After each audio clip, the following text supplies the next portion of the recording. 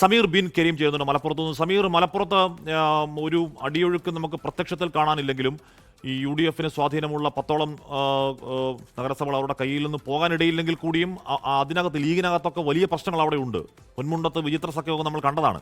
സമീർ, അവിടെയും ഈ നഗര ഗ്രാമ വ്യത്യാസമില്ലാത്ത പോളിംഗ് ബൂത്തുകളുടെ കാഴ്ച എങ്ങനെയാണ്? വോട്ടർമാരെ ഈ പറയുന്ന വിവാദങ്ങൾ ബാധിക്കുന്നുണ്ടോ സമീർ? ഹാഷ്മി, വോട്ടർമാർ എന്തായാലും പോളിംഗ് ബൂത്തിലേക്ക് വലിയ തിരക്കോട് കൂടി തന്നെ എത്തിയിരിക്കുകയാണ്. രാവിലെ മുതൽ തന്നെ മലപ്പുറം ജില്ലയിൽ എല്ലായിടത്തും ശക്തമായ പോളിംഗ് നടക്കുന്നുണ്ട്. സാമാന്യം ഭേദപ്പെട്ട പോളിംഗ് തന്നെയാണ് മലപ്പുറം ജില്ലയിൽ നടക്കുന്നത്. 26.15% പോളിംഗിലേക്ക് ജില്ല എത്തിയിരിക്കുകയാണ്.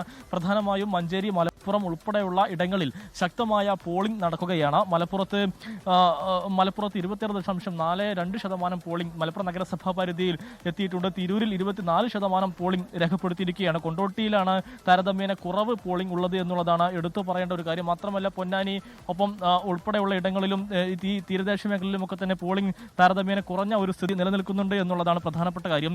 എന്നാൽ ഈ ശക്തമായ മത്സരം നടക്കുന്ന മഞ്ചേരി നഗരസഭ ഉൾപ്പെടെയുള്ള ഇടങ്ങളിൽ വളരെ വാശിയേറിയ അല്ലെങ്കിൽ വളരെ നല്ല പോളിംഗ്, മികച്ച നിലയിൽ തന്നെ പോളിംഗ് പുരോഗമിക്കുന്നത് നമുക്ക് കാണാൻ കഴിയുന്നുണ്ട്. ഒരു പക്ഷേ എന്ത് റിസൾട്ട് വരുമെന്നുള്ള കാര്യത്തിൽ നമ്മൾ കണ്ടു തന്നെ അറിയേണ്ടിയിരിക്കുന്നു. പലയിടങ്ങളിലും UDF-ന്റെ കയ്യിലാണ് നഗരസഭ ഉൾപ്പെടെയുള്ള ഇടങ്ങൾ കൂടുതൽ എങ്കിൽ പോലും പലയിടത്തും ശക്തമായ മത്സരം നടക്കുന്നു എന്നുള്ളത് എടുത്തു പറയേണ്ട ഒരു കാര്യം തന്നെയാണ്. ഏതായാലും ഇപ്പോൾ CPM-ന്റെ ജില്ലാ സെക്രട്ടറി VP അനിൽ ഇപ്പോൾ വോട്ട് രേഖപ്പെടുത്താനായി എത്തുകയാണ്. ഉമ്മത്തൂർ കോടൂർ പഞ്ചായത്തിലെ 5ാം വാർഡ് ഉമ്മത്തൂർ AUP സ്കൂളിലെ ബൂത്തിലേക്കാണ് അദ്ദേഹം വോട്ട് രേഖപ്പെടുത്താനായി എത്തിയിരിക്കുന്നത്. മലപ്പുറത്തെ നേതാക്കൾ പ്രധാനമായും എല്ലാവരും തന്നെ ഇതിനോടകം തന്നെ വോട്ട് രേഖപ്പെടുത്തി കഴിഞ്ഞിരിക്കുകയാണ്. നല്ല ശക്തമായ ഒരു പോളിംഗ് ജില്ലയിൽ നടക്കുന്നു. പ്രധാനമായും മലപ്പുറം ജില്ലയിൽ പ്രധാനപ്പെട്ട ഒരു തെരഞ്ഞെടുപ്പ് വിഷയമായി മാറിയത് ഈ UDF-ന്റെ വെൽഫെയർ പാർട്ടി ബന്ധമായിരുന്നു. താഴെത്തട്ടിൽ UDF വെൽഫെയർ പാർട്ടിയുമായി സഹകരിച്ച് പലയിടത്തും മത്സരിക്കുന്നു. ചിലയിടങ്ങളിൽ UDF-നെ വെൽഫെയർ പാർട്ടി പിന്തുണക്കുന്നു, വെൽഫെയർ പാർട്ടിയെ തിരിച്ച് UDF-ഉം സഹായിക്കുന്നു. അങ്ങനെ അത്തരത്തിൽ നിരവധിയായിട്ടുള്ള ഇടങ്ങളിൽ അത് യാഥാർത്ഥ്യമായിരുന്നു. എന്നാൽ അപ്പോഴൊക്കെ തന്നെ LDF വലിയ രീതിയിൽ വിമർശിക്കുകയും ചെയ്തിരുന്നു. എന്നാൽ ഇത്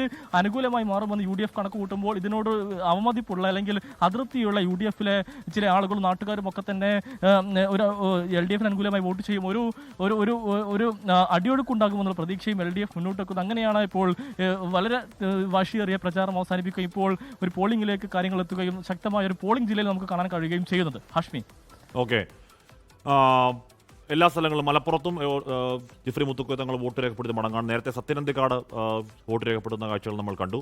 ജിഫ്രി മുത്തുക്കോയ തങ്ങൾ അവിടെ എത്തി വോട്ട് രേഖപ്പെടുത്തി മടങ്ങുകയാണ്. അവിടെ ഒട്ടുമിക്ക എല്ലാ ബൂത്തുകളിലും വളരെ പെട്ടെന്ന് വന്ന് കയറി വോട്ട് രേഖപ്പെടുത്തി മടങ്ങാൻ കഴിയുന്ന സാഹചര്യമല്ല.